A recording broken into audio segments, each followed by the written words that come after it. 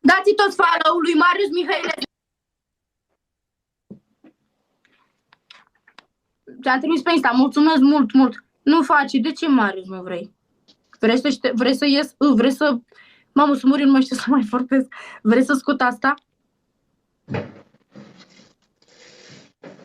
Marius, îți mulțumesc mult, mult, mult de tot. Mai coc.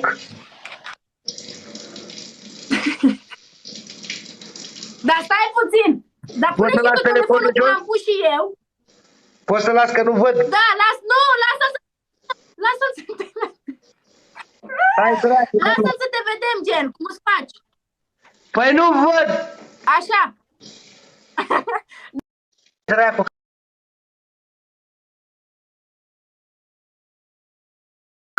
Hai că chiar căzut telefon. Beni, îți mulțumesc mult de tot. Bă!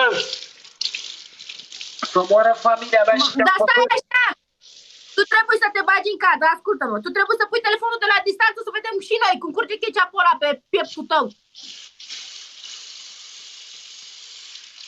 Stai așa că ce te vei conecta?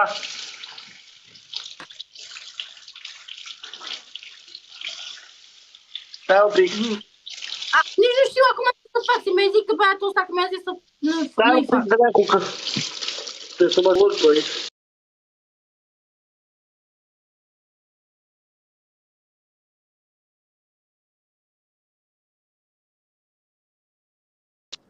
Stai, dracu, așa Beni Mas.